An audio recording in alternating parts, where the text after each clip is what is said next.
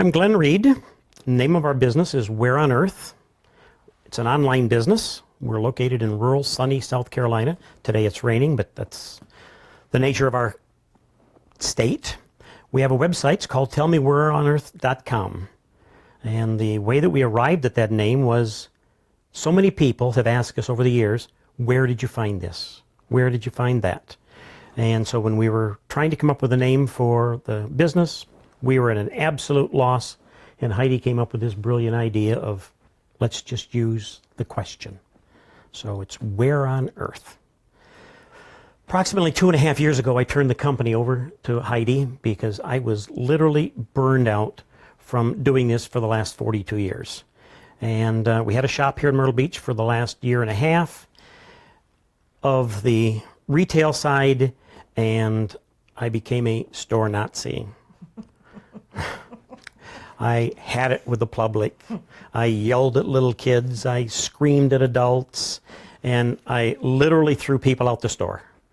And I had very little tolerance. And Heidi decided that it was time to... For my own sanity, too. put me out to pasture. Plus, the website was supporting itself. So it was an easy decision to find a comfortable house, move all of our cool stuff here so it couldn't be shoplifted or broken by other people, only by us. So here we are. And we're doing very well. So over the years, people have asked us, what's the idea behind what you're doing? Why are you doing it? Well, first of all, we're doing it because we love it. It's a fun thing. And so we just garnered a reputation as being cows. And you say that to people and they say, cows. Well, Heidi's from Wisconsin. So that's not the reason. Cows stand for Citizens of the World. I have traveled in over 54 countries in the last 40 years, collecting, educating, looking for strange and unusual things, and I have friends in all of these countries. And that's basically how we got started with this, as an outgrowth of what I started.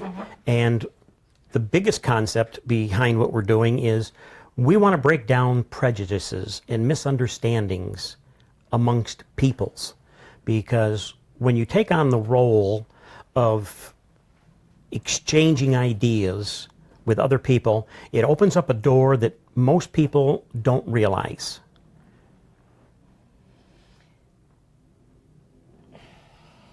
And some of those doors that we've walked through have been real strange. We've run across some of the most wonderful people and had some of the most wonderful experiences.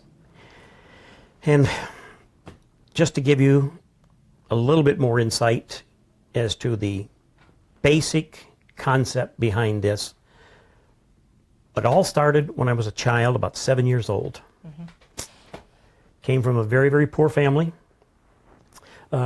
No money to buy anything.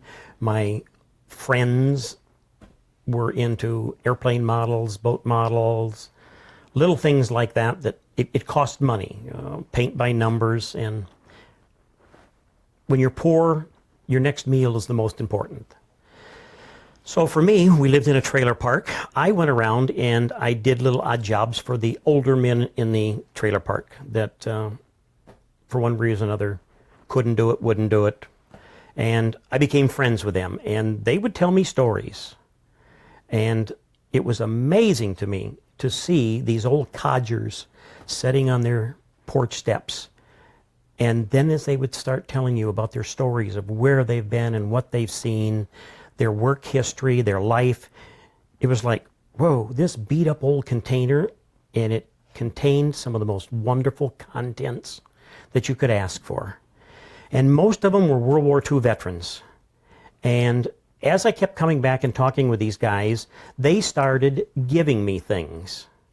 And one of the things that I started collecting from these old rascals were the little souvenirs that they brought back from wars. They didn't bring back the normal things. They brought back simple things, because most of the soldiers in World War II, they too didn't have money. So they weren't bringing back cuckoo clocks like we do now. They brought back foreign coins. So this is what my friends gave me. Foreign coins. But what they also gave me, when they gave me these coins, were the stories behind France, England, Germany, Italy, Russia, all of these places. So the things I started collecting were stories. Educating myself in these countries. I spent a lot of time in the libraries now with my coin, looking where these guys had been. So now countries and cities became my friends. I could go to the library and read about anything, and it was now my story. I had learned something about this. A lot of them gave me stamps. The same thing with the stamps. So these are the only two things from my childhood that I ever collected, and they never cost me anything, but it gave me such a thirst for travel. So in the early 60s, the taxpayers afforded me an opportunity. They sent me a notice that said I was drafted into the service and we're going to war. I'm a farm kid, never have been out of my state. I'm from Michigan. So here I am, 18 years old. Now I'm wearing a uniform. I'm in boot camp in Texas. And from there, I went to Las Vegas. Wow, what an experience. 9 months later, I'm now in the Orient. What an eye-opener. Smells, customs, different people. Some of the strangest things I'd ever seen in my life. One of the most unusual experiences I had right after I arrived, I was sitting next to a young sergeant on the plane that was going back for his second tour of duty.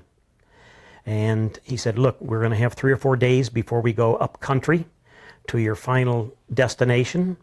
And he said, so I'm going to take you into town and treat you to an experience that you won't believe. That experience was meeting his fiance's family. So after the introductions are over with, she said, well, we have to go to town to buy the day's meal. They have no refrigeration, so what they eat is what they get at the market every day.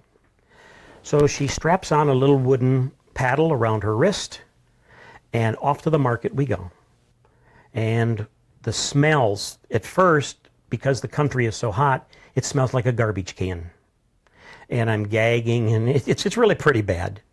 But after a while, you get used to it. So the first thing we go to is the meat section, and I'm looking for refrigeration, and all I see are boxes and boxes of glass display cases with things in it, and these things are moving. And I'm trying to figure out what it is. Now I know why she had the stick. She reaches into the box and hits this thing, and all the flies go off. And here is a piece of meat. I definitely didn't want to eat any of that. So we passed on that, and long story short, we go to a fresh kill market where you actually go to a cage, pick out the item that you want, and they process it right there while you're standing.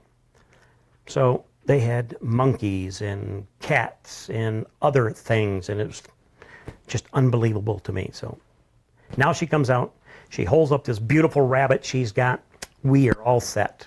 Picked up our vegetables, we go home. Now the Orientals will eat a very, very small portion of meat. The rest of it's basically rice and vegetables. But as a guest, you get the larger share of meat. So I had a ball of meat on my little plate. And I'm eating away. It is just delicious. The young lady that was going to marry my friend, she spoke English. The rest of the family didn't. So her mother is constantly asking her questions to ask me how I like this, how I like that. And I'm very complimentary. May have been poor, but I was raised with good manners.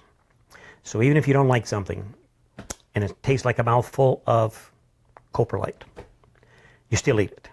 So the meal's over with, and the mother is just astounded that I've cleaned my plate. So the mother is talking to the daughter, and she specifically wanted to know how I like the meat. And I said, that was the best rabbit that I have ever eaten. As a young boy, I've killed many rabbit, but my mother never prepared it like this. And so the daughter tells the mother, and the mother starts laughing, and the mother turns to me and she says, "Bow wow." And I'm thinking, what's that for? What is bow wow in this language, this Thai language? And I just shrugged my shoulders, and the mother said, "Bow wow." And finally the daughter said, "My mother wants to know, how did you enjoy the dog?" When she said dog, all of a sudden, like, I felt this eruption in the bottom of my stomach. It was all I could do to get out of their building. And just like on the movie, oh, come on. Anyway, projectile Exorcist. vomiting all over the place. Okay. And for the next 2 weeks, every time I heard a dog bark, my stomach growled. So I went from Southeast Asia to Germany, met many people over there, spent 2.5 years there, collecting things, bringing things back that I knew I was going to show my friends, because none of them went to Europe. Now I get married in '69. My wife at that time was a German teacher. And due to the fact that I had a top secret security clearance, I could not get a passport for 5 years. So for 5 years, she took her German students to Europe 6 weeks every summer. Once I got a passport, now I'm back with her. We're taking kids for the next 13 years every summer. And in my travels, I'm bringing back things. And my friends that were fellow teachers at the time weren't in a position to go to Europe. And they were constantly asking me, "Bring us something home. Bring us something from Austria." Their family heritage was from Poland. "Bring me something from Poland." So the requests keep building and building and building. And one trip, we're sitting on the plane, and it dawns on me, I'm looking at the Sky magazine, and I have about 50 items that's in that magazine in my luggage for my friends. And then I started adding up the dollars. So we got home, and the normal thing after we returned from a trip was to have a big party. Everybody comes over. I lay out all the gifts on the table. They take their stuff. Everybody's happy, and they go home. Well, this time we had a yard sale, because now I am in the import business. I put a price tag on everything. My friends were astounded that I was actually going to charge them for this. And so, you know, when money's involved, you soon find out who your friends are.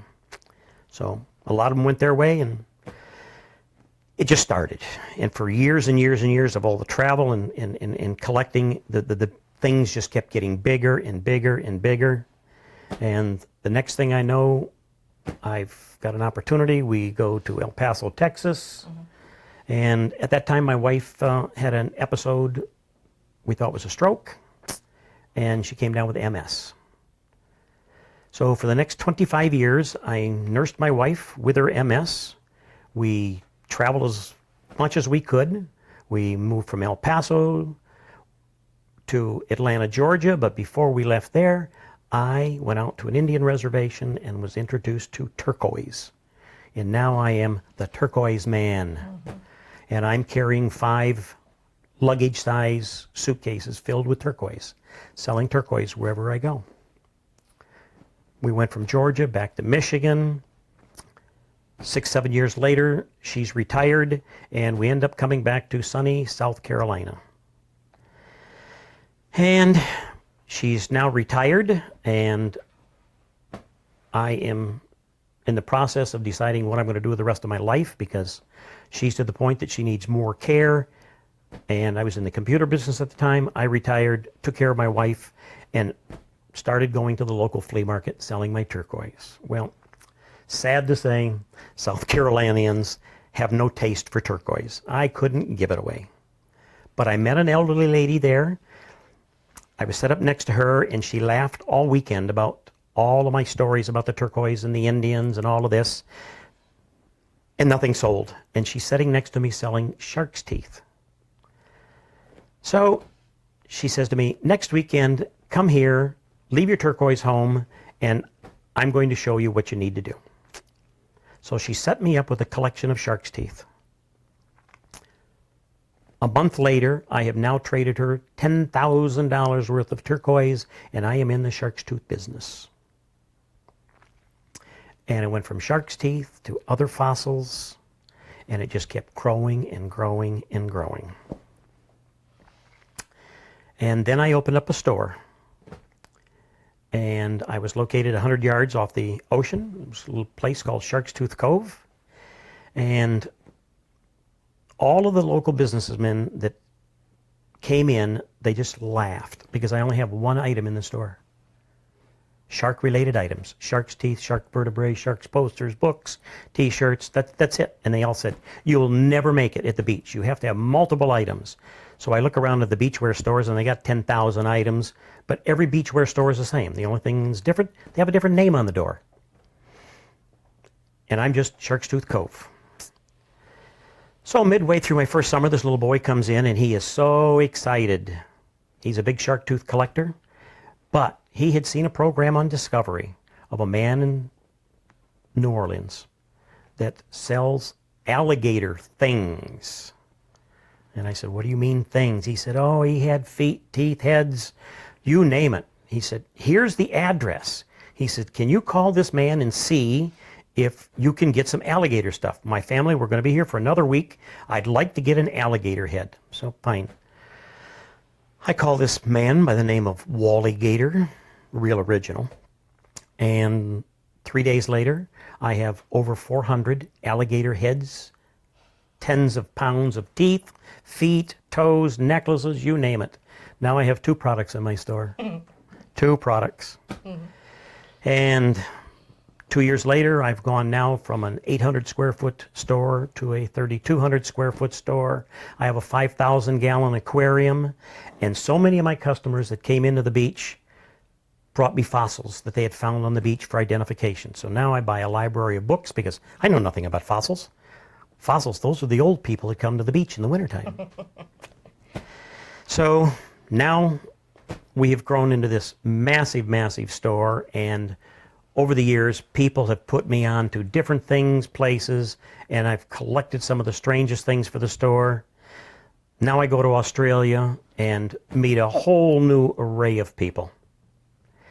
And while I'm there, one of the strangest things that I brought back, I'm in a leather goods store, and I asked this lady, I said, I'm looking for something strange, unusual, and most people, when I would use this phrase, couldn't comprehend what I'm talking about. So I don't know where it came from, but I said, you know, like a 3-legged mother-in-law. When I used that phrase, everyone knew what that meant. So now the strange stuff comes out. Well, this lady takes me into the back room of her store, and here on a sawhorse is this sombrero-looking piece of leather, big hump, looks like a Mexican sombrero, but it's got a 3-foot tail on it. So I'm looking at it, and I said, what is it? And she says, it's a camel hide. And she said, what's really unusual is the man that taxidermed this, the camel had died when the hump was still inflated with water. So it had a hump. Well, I picked it up and put it over my head. So the camel hide came down over my eyes and this big brim. I bought it.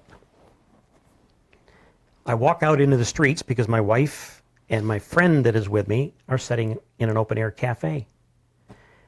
And they see me coming down the street, and the Aboriginal people that were out there, they are laughing because here is this silly white man walking down the street with a camel head hide on the top of his head.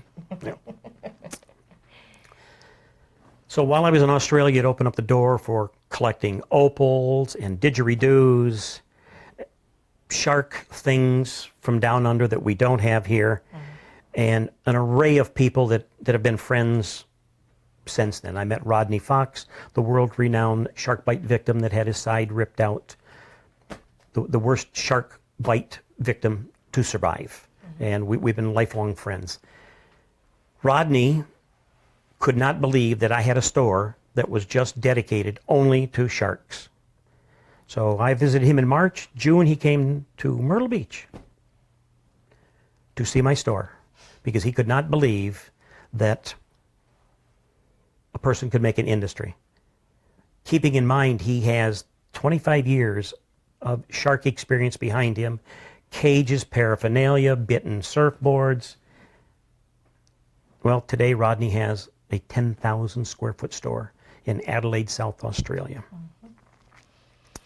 So what about the shop closing? Well, in 1994, the doctors told me that my wife was down to probably her last year. And so the biggest weekend of the year starts in Myrtle Beach on Easter weekend. And my friends came over on Good Friday, and they were all excited about opening the stores for the season. And I said goodbye to all of them as they were leaving. And the one lady says, what do you mean goodbye? I said, well, this is my last day. What do you mean your last day? I said, I'm not opening up. So I told them what I was doing. So I closed on Good Friday. And by Sunday night, the shop was empty. It was in a warehouse. And we were in a 38-foot motor home on our way to Florida for beginning of a travel that would take us to all four corners of the country. A 15,000-mile round trip from Alaska, starting in Key West, back to Alaska. And while we were in Alaska, we picked up tons and tons of bone material, fossils, you name it. Mm-hmm. Had a real interesting experience there. Came back, mm-hmm. And in 1996, she's still alive, doing well. We have now gone to Maine for the summer. And while we're in Maine, she had a real bad attack. And so we got her into the hospital in Maine, and they said that I needed to get her back to her primary care doctor. And that was in Tampa. So it was kind of interesting. At the same time, her favorite cat was going through kidney failure. And she did not want to bury her cat on the road. She wanted to wait until we got back to our home in Florida. So we were at the veterinary. I now have the cat tied to an IV bottle. I have my wife attached to an IV bottle in the back of the motor home. Her and the cat are on a king-size bed. And now we were attempting to get to Florida. We got as far as Boston. We had to put her in Women's Children's Hospital there for 6-7 days. Then we got as far as Richmond, Virginia. And finally, we got to Myrtle Beach, hospital here. And then the last leg, we did get her to Tampa. And then we spent the next 16 weeks in the hospital there.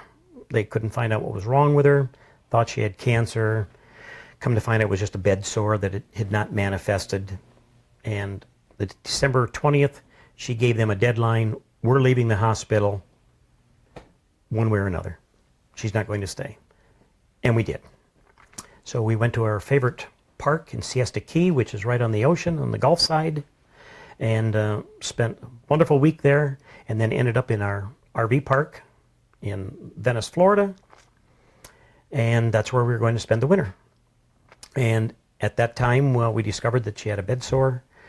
Back into the hospital. They finally stopped the infection, but it's pretty evident that it's on the final legs of the disease. Mm-hmm. And then one day I'm sitting out under my canopy sorting teeth, and I get this lady and her son that comes up and starts asking me some of the most interesting questions I've ever had asked. Mm-hmm. Well, I'd done the arts and crafts circuit in Wisconsin, and I was attempting to continue the circuit by doing shows in Florida. So we drove to Florida, and the pickings weren't as good as we thought, of course, but driving through the park, here was this big motorhome, and in the front windshield was a big pink poster board that said, "I buy and sell shark's teeth." Well, that's really intriguing. What the heck is that about? Now, my son had been diving. Venice is known for fossil shark's teeth. It's about 100 yards out, 18 feet down, and he's bringing up shark's teeth. And we're seeing them in the stores around town, but we're not buying. We haven't got any spare change whatsoever. but we're very curious. So both of us go up and knock on the door, and I asked him, can you really make a living selling shark's teeth? Well, he opens up, not only did he have some in his van, but he opened up the back of his van, and he's got suitcases with trays in them. He starts pulling them out and telling me stories about these fossil shark's teeth came from Peru, these came from Bakersfield, California, these came from Chesapeake Bay, these were in a 5-gallon jug that old folks walking on the shores of Venice, Florida, that's on the Gulf side, had been picking up all their lives and sold to him. And he would wire these into pendants and then sell them with necklaces. Well, from my perspective, I love to learn. I really didn't think you could buy a fossil outside of a museum. I thought that belonged to museums. So this was all new to me. Well, he's sorting teeth on the table, and we're like, what are you doing? And he's like, shark species all have different shaped teeth. I'm like, what do you mean? So he's flipping out teeth from this big pile on his table with a towel underneath it, and he says, look at this one. Look how it's long and skinny. Look at this one. It's wide and triangular. And he says, look at this one. It's got little side teeth on it. This is this species, this species. And the more, he says, just help me sort. So Marty and I sat down, and we're just helping him sort shark's teeth. He tells me what's going on with his life and his incredible life, and his being sole caregiver of his wife with MS, which I met her, obviously, just befriending him as we did. And her condition was basically like a quadriplegic with Alzheimer's. 3-second memory loop. Nobody really appreciates that until you live with it. Well, Glenn is a saint. I can see that. And he's supporting himself on the road and making life good for her until it's her time. Well, in the story, it's now, what, 4 or 5 years since you'd left Myrtle Beach?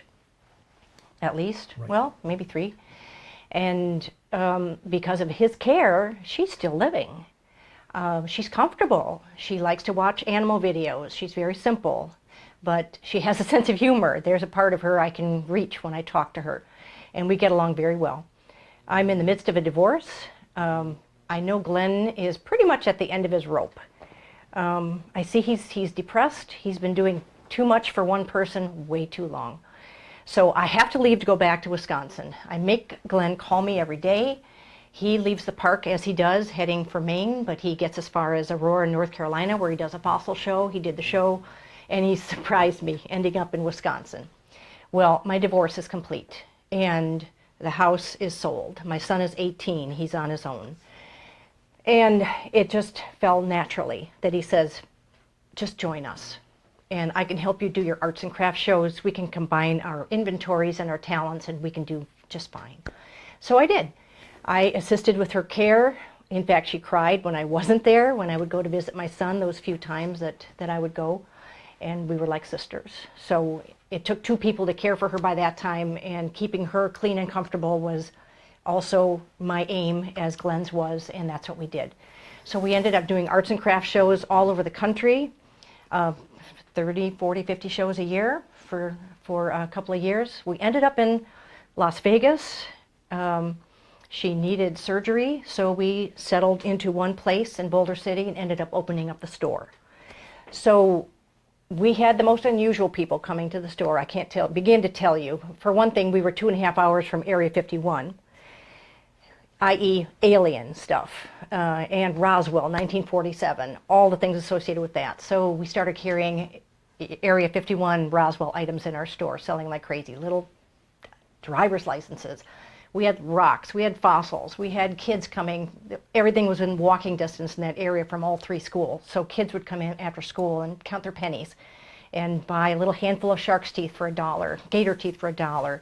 And just the most fascinating people came in and offered us their things. So our weird collection pretty much exploded even from there. And people were dragging fossils in from the desert and rocks. And we'd go to the Tucson show. So I'm coming from a very ignorant background when it comes to anything rocks or fossils. That was way outside of my purview. I was a secretary. I loved to learn, but hands-on experience and travel I had not been able to do. So Glenn opened up worlds to me that made a difference. And it turns out I liked the weird stuff as much as he did. In my jacket designs, I was very avant-garde, designing jewelry, cutting apart old jewelry, redesigning it. I even used broken windshield glass on some of the jewelry. Did you know there's different colors of windshield glass? There's clear, there's blue, there's gray, there's black. And people loved my stuff. So, you know, I was a winning situation. I was doing well with the arts and crafts. With Glenn, it was like really being made whole.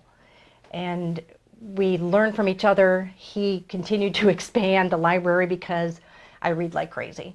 And I filled in so many spots that I didn't know. And when someone would bring something weird into the shop, I would research it. By that time, we had a computer. I'd go online.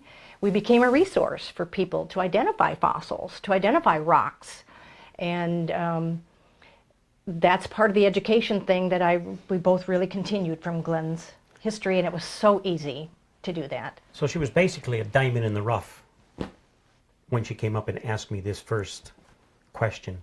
Can you really make a living selling shark's teeth? Yeah. And that's the big joke between the two of us. I am forever using that phrase. Mm-hmm. So from there, the library was so extensive that she actually outdoes the teacher. Now, when it comes to the internet, how do we translate from the shop to the internet? We had a guy that was coming in the shop and buying a little handful of shark's teeth and gator teeth. His name was Carl. And so he knew how to put things on eBay. I'd run an old IBM display writer, which was pre-internet, way back when, and word processor. That was the extent of my understanding.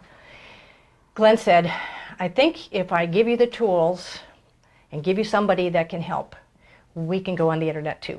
We tried to get someone to build a website for us, and that fell through. 3-4 different people. Because part of my burnout was I'm from the computer field. And after many years in the computer industry, when my boss came in and said, look, we're going to hook you up to this new thing. So I'm going to have the moving crew come and take your telex machine out of your office. No. How am I going to communicate? Well, you're going to communicate with this thing called the internet. What's the internet? Well, it's just something that floats out there, but you'll get used to it. Well, I didn't. And when they took my telex, I retired.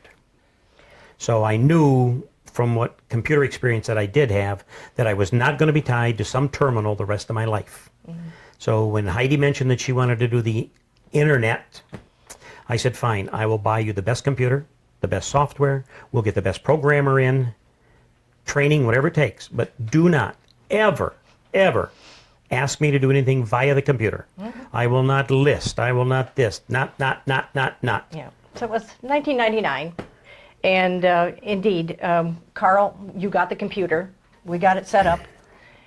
Carl helped me list the first item on eBay, and I went on. Within a year, I started to build a website from software, just going through the tutorials. I took the computer home, and within not too long a time, probably 3 months, I had 50 pages published, and now the website is 220 huge pages. And with some help, we're listing 6,500 items on eBay, another 200 some items on Etsy, and so forth. Anyway, after maybe a year, 2000, Daryl passed away, natural causes, and that was a very sad time for both of us. But within the year, Glenn and I got married, and we went on a trip up the West Coast. We started at Santa Barbara, we made it as far as San Francisco. And in that period of time, just to clear our heads and have a good time, we added a bunch more stuff. Not only did he pick up smooth stones on the beach in Carpinteria to sell as heating stones for spas, which worked, by the way, But we picked up Asian items from an Asian store in San Jose. We ended up in San Francisco at a huge trade show, which was all the Chinese countries and Russia. It was called the, anyway, we added a collection of high-end Russian lacquer boxes and all kinds of other things. But as a poor kid, evolving from having no money to being pretty well off, I always had a lot of money in my pocket because I never knew what I was going to run across. So this trip, I took a little pocket change. I had $35,000 in a paper bag tucked under the front seat of the car. When we got back to Vegas, 7 days later, I threw the brown paper bag away because I didn't need it anymore as there were no contents. Here's an example of how we don't actually get a call that somebody has a weird item and let's go get it or go see it. On this trip, as I said, we were just trying to clear our heads. Alongside the road, somewhere probably halfway up between Santa Barbara and San Francisco. Here's a beat up trailer at the side of the road at a little gravelly area where it's a pull off for people. It says Rock Shop, handwritten sign. That's always intriguing. Maybe they've got some of the same stuff we saw at Tucson. Well, maybe not. So we like to try to help out local people if we can. So we step inside. We're looking at all the rock samples. A lot of things are pretty common. Morgan Hill Poppy Jasper. I've had jasper before, and ocean jasper that has circles in it, orbicular jasper. I've never seen Morgan Hill Poppy Jasper. It's red with beautiful different colored circles. So we asked the lady, well, where is this from? She said, well, Morgan Hill is just half an hour up the road. Really? She didn't know where she got it from. It was just Morgan Hill Poppy Jasper. So I bought the piece, and of course that's all we needed to hear. Looked up on the map, where's Morgan Hill? Partway there, we stopped at Watsonville at a fruit stand and ate the biggest cashews we've ever seen in our lives. Big as your thumb. Ended up in Morgan Hill, looked up in the yellow pages under rocks. Here was Morgan Hill Poppy Jasper listed at a lawn repair store, for heaven's sakes. So we drive there and ask the guy, and he takes us in the back room, and here he's got spheres and chunks and cabochons ready for jewelry of Morgan Hill Poppy Jasper. So we're like, how did you get it? So he tells us this whole story about a guy that was mining it on a lady's land and how everything went wrong and the county capped it and there was no more Morgan Hill Poppy Jasper. So it's very limited product. So we bought quite a bit there. And when he saw that we talked to him person to person. We're not talking like a tourist. We're not talking to take advantage of him. We paid good money for the things we bought. He says to me, you guys know a lot. He says, I have a friend that thinks he has a meteorite, but he doesn't know if it's really a meteorite. Do you think you can help him? And, well, we're not sure, but we said we were willing to try. So he called his friend up, and his friend said, sure. Gave us directions to his place. It was, at least 20 minutes drive on that windy road. Drove up, and here's a retired couple, and sure enough, he has this big, scraggly, gnarly piece of something, kind of rusted, which iron meteorites can be. And so they fed us, just strangers, and told us about their lives. We told them about ours, and he gave us a piece of the meteorite. And when we got home, we mailed it off to a laboratory in New Hampshire that we knew at that time would authenticate a meteorite for free. Now there's a cost. And they would like first dibs to buy it if indeed it's a meteorite. Well, it came back that it was some form of aluminum. Aluminum slag. So we had to call him with the bad news that it wasn't going to be his children's inheritance after all. But we had a friendship, and we kept in touch several times. I've got some very warm letters from them that we at least tried to help. And that's just an example of what happens when we just go on a trip. So for us to start out and say, okay, we're going to go from point A to point B, and end up at Z, and in the interim, we're going to look for this, that, this, or that. That's not how we do it. Mm-hmm. We never know what we're going to find. When we leave our driveway, we have generally not a destination in mind. Just to get away from the business, we need a break. Mm-hmm. We go out and we find things. Now, tell them about our dental work.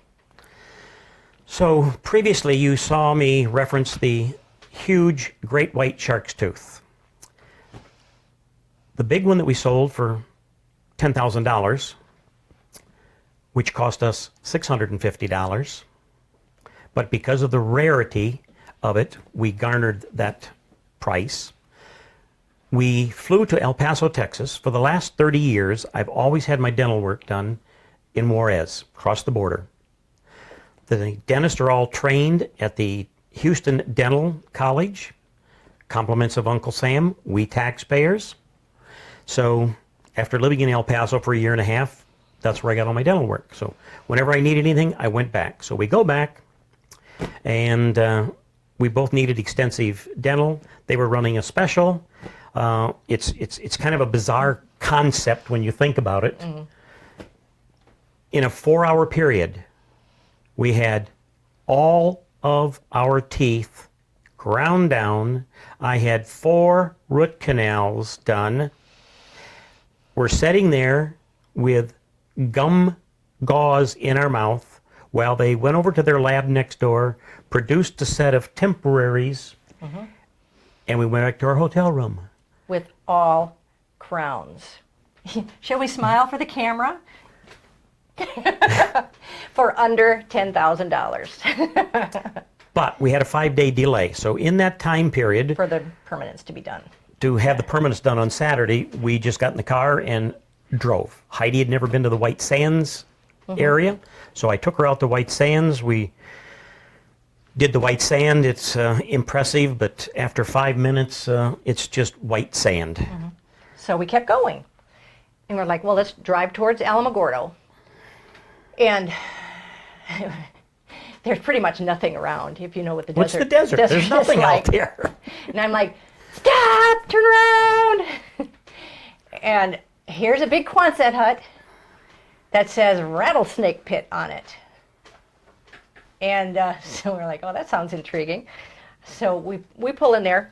It's basically a military surplus store, kind of flea market-y, yep. Used items for sale, dusty. Pawn shop. Yeah. Here's a big rattlesnake pit.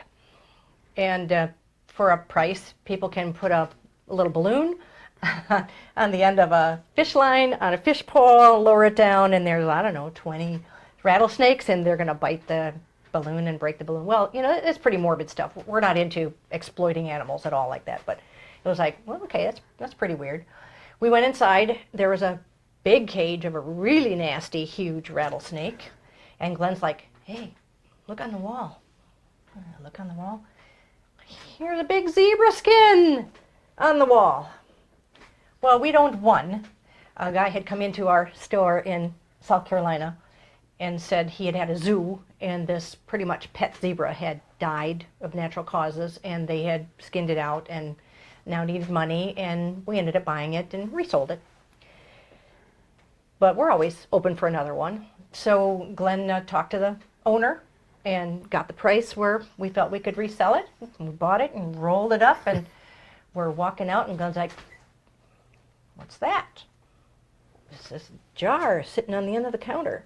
The biggest pickle jug you ever wanted to see in your life. You know the kind that you see those giant pickles in? And all you see is this coil going around the jar. So I said, what is this? And he said, well, that's pickled rattlesnake. And I said, what do you mean pickled rattlesnake? He said, yes. He said, we just put the whole rattlesnake in the jar, fill it with vodka. Or brandy. And or whiskey. We let it set for 30 days, and it's fermented.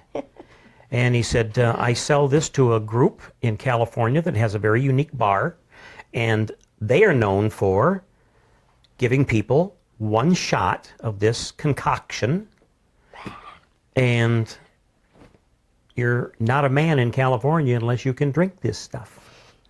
Well, come to find out, He made the first one for this restaurant, and now he does 25 or 30 of these pickle jars every 6 months for them. So that's why he goes out in the desert and catches the rattlesnakes, keeps them in there, makes a little money in the meantime with this little tourist attraction, and then they're pickled and sent off to California. So that's an example of what happens when we go to get dental work. So we were asked to recount one of the most interesting memories involving our business. Not that what we said isn't fascinating to us, but Alaska, and in particular Barrow, would probably top the list. As we've mentioned, we made 3 trips to Alaska within the last 15 months, and again, traveled not as tourists, but to do a photojournalism tour. And most tourists will take the flight to Barrow in the morning, and there's one flight that leaves in the evening, and they can't wait to get on the plane to go home. Barrow is right on the Arctic Ocean and the Chukchi Sea. There are no trees. There is no grass. There are 2 months out of the year that it might be around 30 degrees. The rest of the time is pretty much frozen. And the Eskimo people like it that way. There are how many miles of roads? 37 miles. That go to all the houses, and one along the shore. But The houses are not painted. They're just beat up.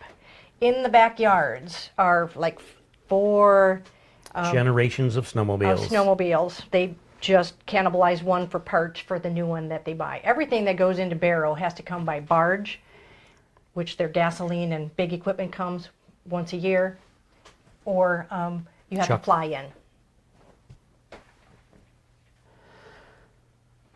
So the first trip that we took to Barrow, we just stayed there for 2 days. That's the average. Most people will just go up in the morning, come back in the evening. But we decided to stay for 2 days. And while we were there, we got invited to come back for the whale hunt the next year. And so we made arrangements, and we did. We came back for 10 days. The irony to it is they had such a good season, the whale hunt was over by the time we got there. Mm-hmm. So now we're stuck in Barrow for 10 days. What are you going to do? So we start driving up and down the streets, talking with people, and our guide says, let me take you out and let's see if we can't see a polar bear.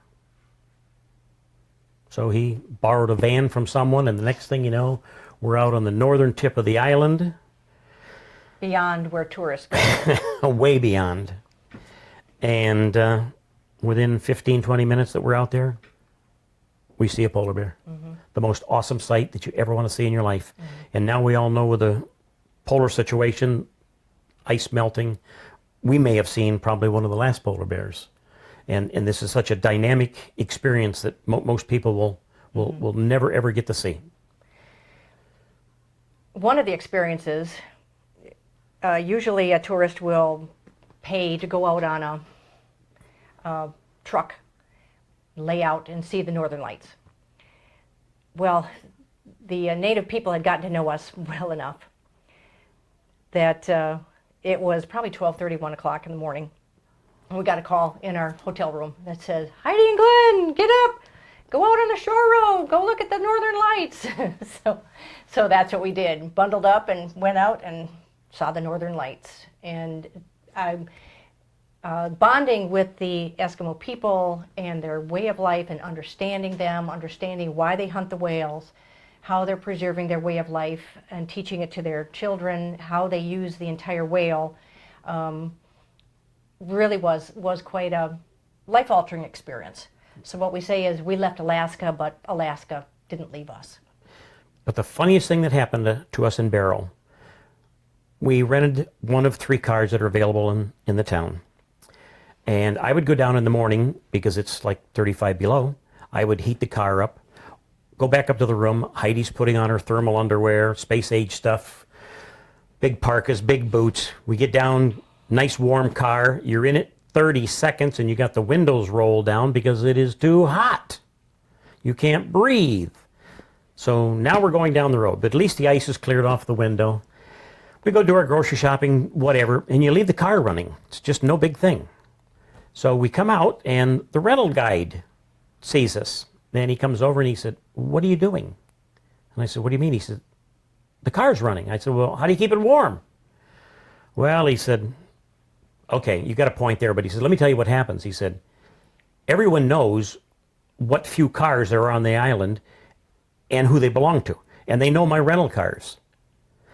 If they see that car sitting there running, idling, and they're at the grocery store, they're going to take your car, and they're going to go home. They're going to leave it outside their place because maybe their next door neighbor is going to go grocery shopping or to the drugstore or maybe to the museum for work, and she's going to take the car and she'll leave it there." Mm-hmm.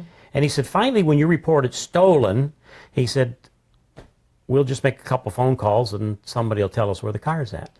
So we didn't do that anymore. Didn't do that anymore. So some of the people that we encounter on these trips, it's purely by accident, nothing planned, and there's a world of characters out there. Mm-hmm.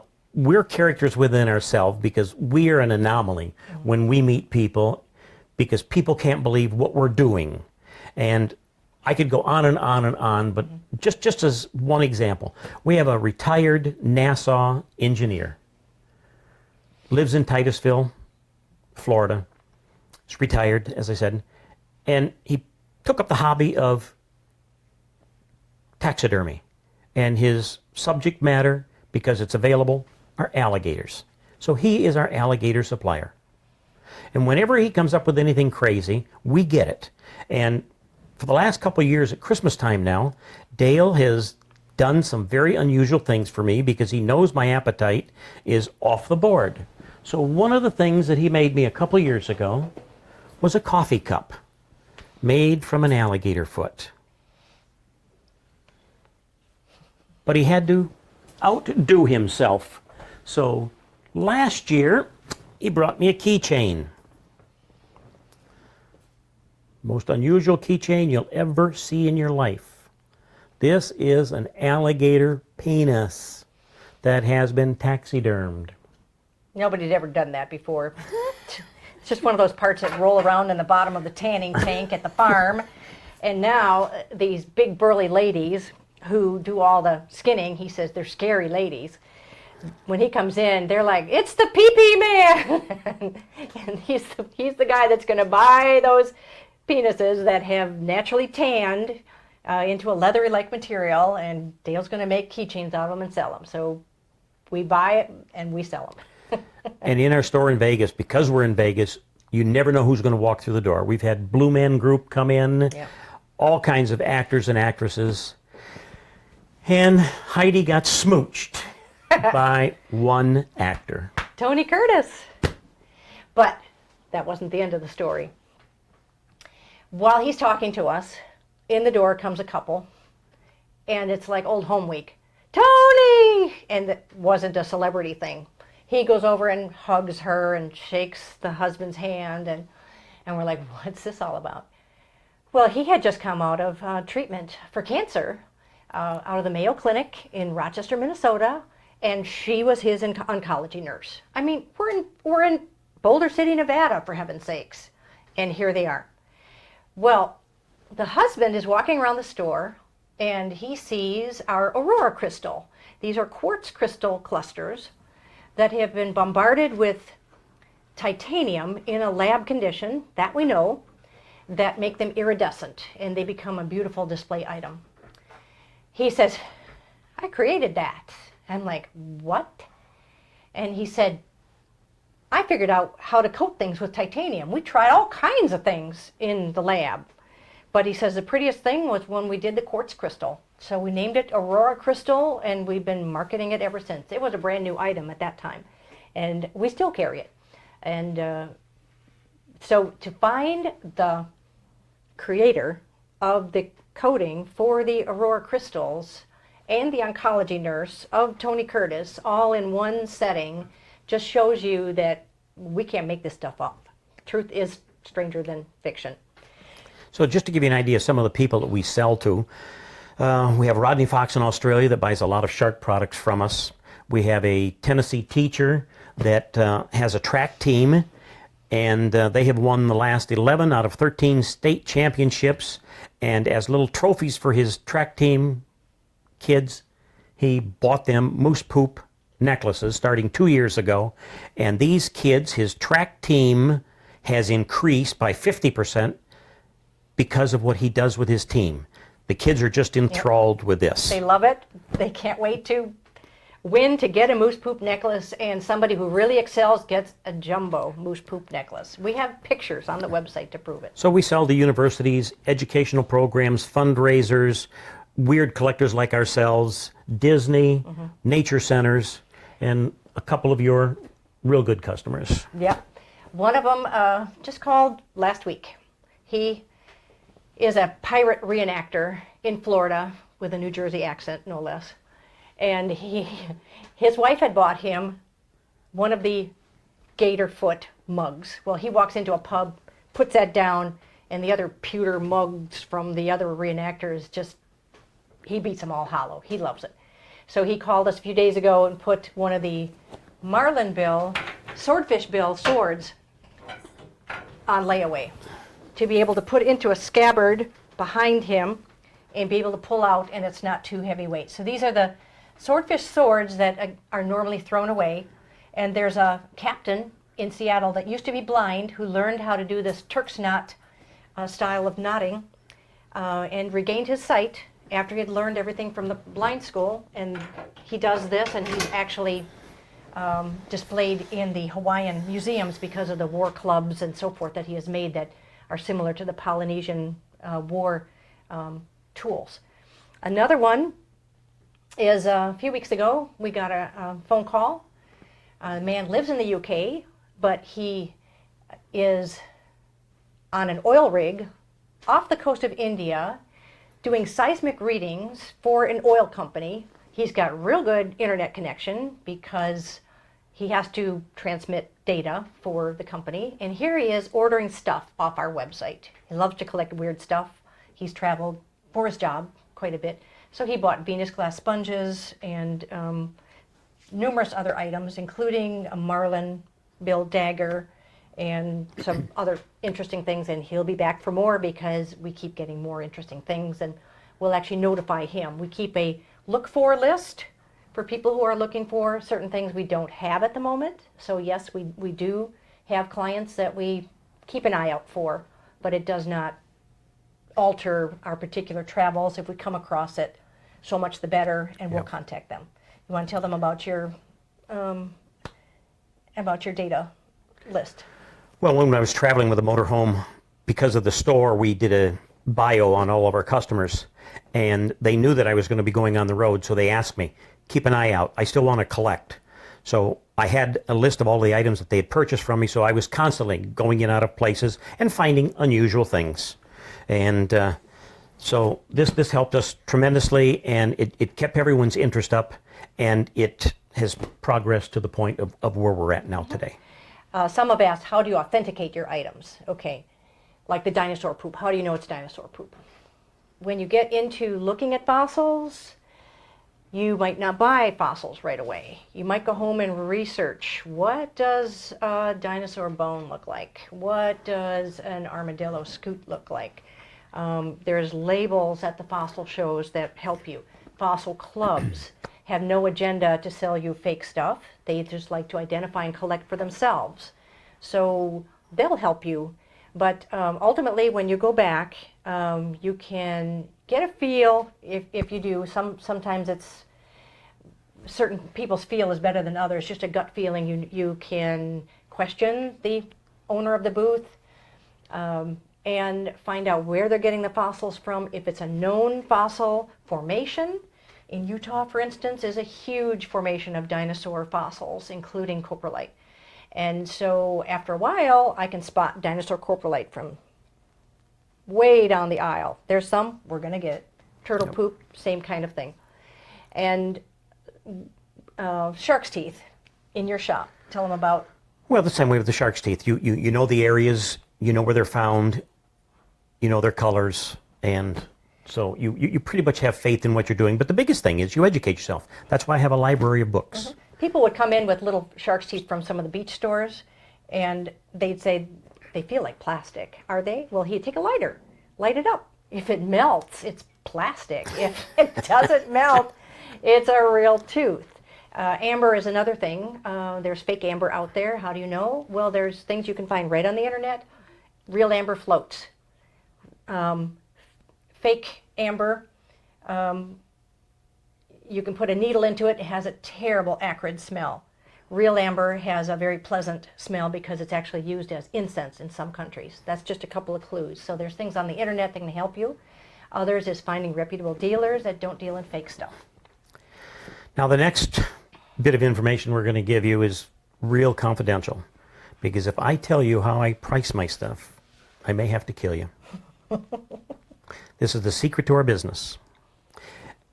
A lot of the pricing is done from the standpoint of the uniqueness of what we have found, the rarity of it, and we are so conscious of being fair with people that many, many times we sell it at bare bones from what we've paid for it. Our family and our friends. Well, two separate people you're talking about it. Our families really don't get it. They don't care too much about what we do. They don't want to collect it.